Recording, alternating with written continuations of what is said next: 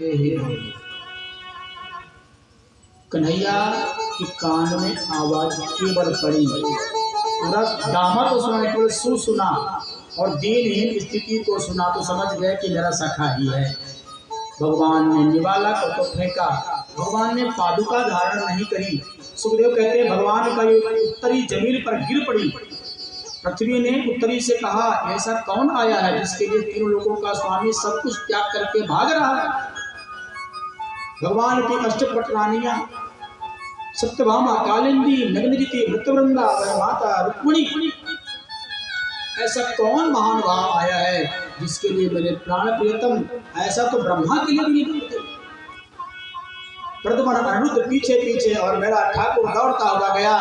जैसे ही देखा गोविंद ने सुदामा की, तो देख सुदामा की दीन दशा, करुणा करके करुणा निधि रो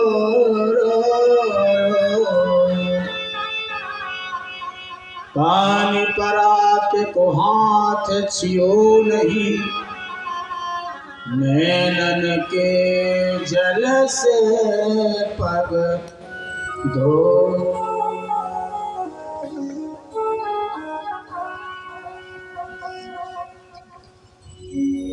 कन्हैया ने सुदामा जी की शरण को अपनी गोद पर रखते हैं। चरणों पे लगे हुए कांटे, बीमारियां फटी हैं, छाले पड़ गए हैं, भगवान की आंखों में प्रेम के अश्रु छलक रहे हैं। सुदामा जी का चरण धो रहे हैं ठाकुर। अपने स्वर्णमय सिंहासन पर सुदामा को बिठाया है। तीनों लोगों का स्वामी स्वतः जमीन पर बैठा है सुदामा के चरणों में। माता रुक्मिणी सोने की थाल में, सोने के लोटा में गंगा जल लेकर के आए। स्वामी जी पंडित जी का चरण धुलिए। सुदामा ने कहा देवी अब इस गंगा जल की कोई आवश्यकता नहीं। स्वतः कन्हैया ने अपने आंखों से बहते हुए आंसुओं से मेरे चरणों का प्रक्षालन कर दिया है।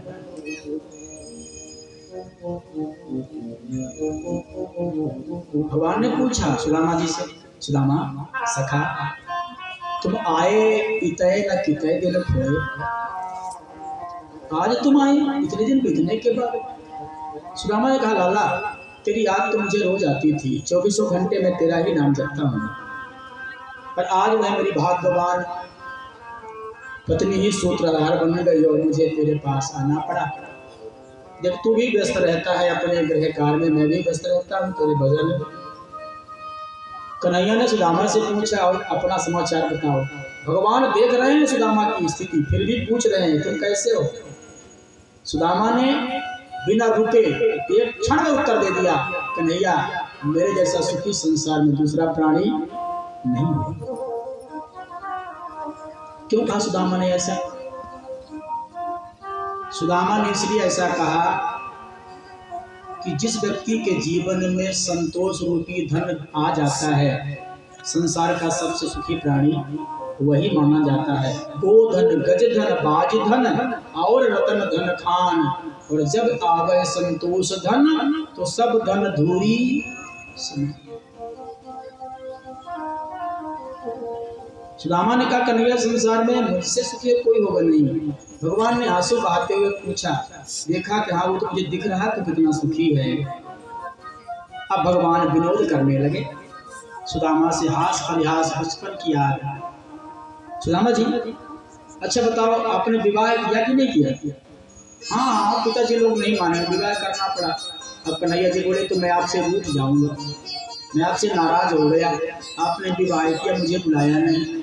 सुदामा जी ने कहा ओ भले आदमी, अरे मैंने एक विवाह किया, निमंत्रण नहीं दिया तो मुझे नाराज हो रहा है। तूने कौन सा निमंत्रण दे दिया? 16,108 विवाह किए, एक आते में बुला लिया होता। अब भगवान श्री कृष्ण सुदामा जी के चरणों को दबाने लगे। सुदामा ने सोचा कि जो मेरे काख में दबी हुई चावल की पोटली 3 महीने से पसीने से तरबतर हो गई है, इस चावल को मैं कन्हैया को कैसे दिखा दूं? जिस काख पे चावल की पोटली दबी है सुदामा जी उस काख को ज्यादा दबा रहे हैं। कन्हैया ने पूछा इस हाथ को क्यों दबा रहे हो सुदामा, क्या बात है? भाभी ने कुछ खाने के लिए दिया होगा, कुछ तो उपहार दिया होगा। नहीं नहीं, भाभी ने तुझको अब घर से रबड़ी बना के दी थी कन्हैया, लेकिन वो रास्ते में खराब हो गई तो हमने फेंक दिया। कैसे बता दें कि तेरे घर में तेरा नौकर भी 56 भोग खाता है, ये चावल की पोटली पसीने से तरबतर हो गई है, कैसे तुझको दिखा दी। लेकिन कन्हैया ने कहा ये हाथ को क्यों दबा रहे हो? सुदामा ने कहा ये हाथ दर्द कर रहा है। भगवान ने कहा तुम्हारे पैरों को बाद में दबाऊंगा, पहले तुम्हारा हाथ ही दबाऊंगा। और कन्हैया हाथ दबाते दबाते सुदामा के हाथ को ऊपर उठा दिया, सही चावल की पुटलियां जमीन पर गिर पड़ी। चावल की पुटली को मेरे ठाकुर ने दोनों हाथों से उठाया और सोने की चौकी पर रखा। उस पुटली को भगवान ने खोला और खोलते ही कन्हैया की आंखों से आंसू झरने लगे। धन्य है सुदामा, तेरे घर में 4 मुट्ठी चावल भी नहीं, एक बित्ता वस्त्र भी नहीं, और कहता संसार का सबसे सुखी प्राणी मैं हूं। विचार करना भैया, हम लोग भगवान से मांगकर कई बार भूल करते हैं। हम यदि भगवान से मांगेंगे तो भगवान केवल उतना ही देगा जितना हम मांगेंगे, और यदि नहीं मांगेंगे तो उतना दे देगा जितना हमने कभी सोचा भी नहीं था, कल्पना भी नहीं करी थी हमने। कन्हैया ने चावल की पोटली से चावल एक मुट्ठी भरा, मुख में रखा, और पहली मुट्ठी में सुदामा के झोली में कन्हैया ने मृत्यु लोक का संपूर्ण सुख सुदामा की झोली में डाल दिया। दूसरी मुट्ठी उठाई, कन्हैया ने मुख में रखा, वैकुंठ का संपूर्ण वैभव सुदामा की झोली में ठाकुर ने डाल दिया। तीसरी मुट्ठी उठाई, माता रुक्मिणी समझ गई कि कन्हैया भाव विभोर हो गए हैं। तीसरी मुट्ठी खाने का मतलब कि मेरी विदाई सुदामा के साथ भी करने की तैयारी कर लिया। लक्ष्मी को भी सुदामा के साथ कन्हैया की ओर माता रुक्मिणी ने देखा, आंख पकड़ करके मानो इशारा किया, मुझको भी बाबा के साथ भेजने की तैयारी कर रहे हैं क्या?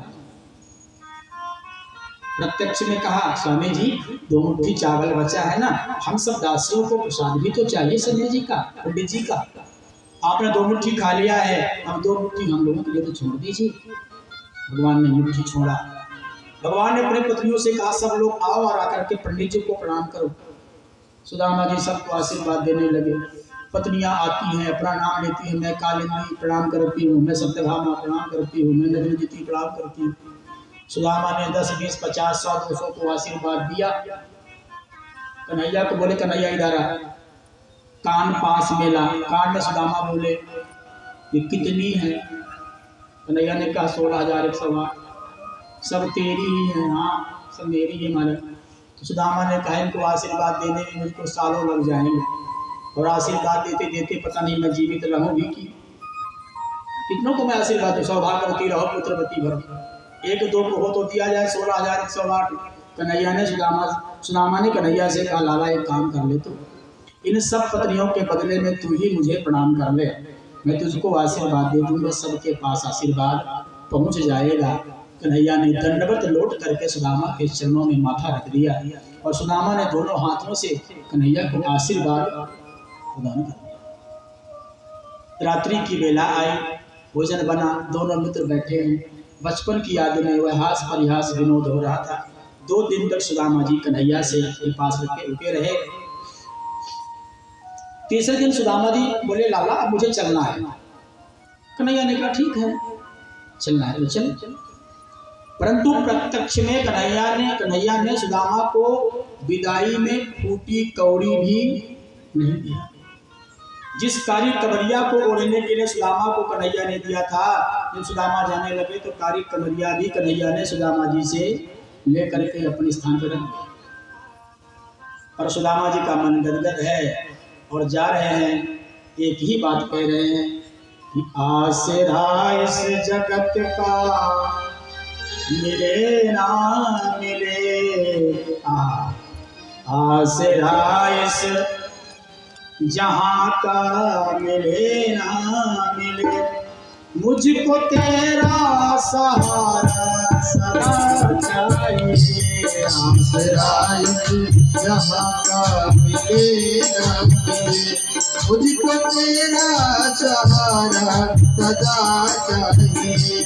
आसरा इस जहाँ का मिले ना मिले, आसरा इस जहाँ का मिले ना मिले, आसरा इस जहाँ का मिले ना मिले, आसरा इस यहाँ क्या तेरा सहारा चाहिए, मुझको तेरा सहारा सदा चाहिए।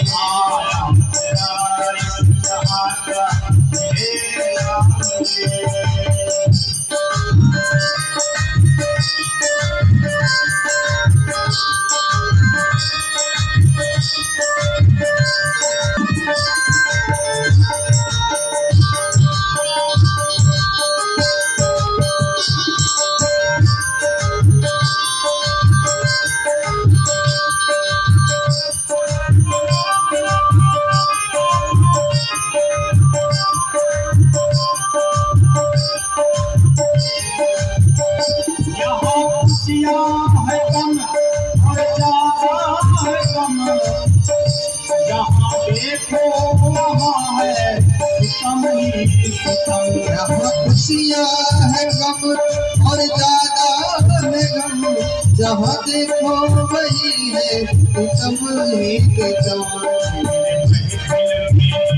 मेरे महफिल में सम्मा चले ना चले, मेरे महफिल में सम्मा चले ना चले, मेरे महफिल में सम्मा चले ना चले।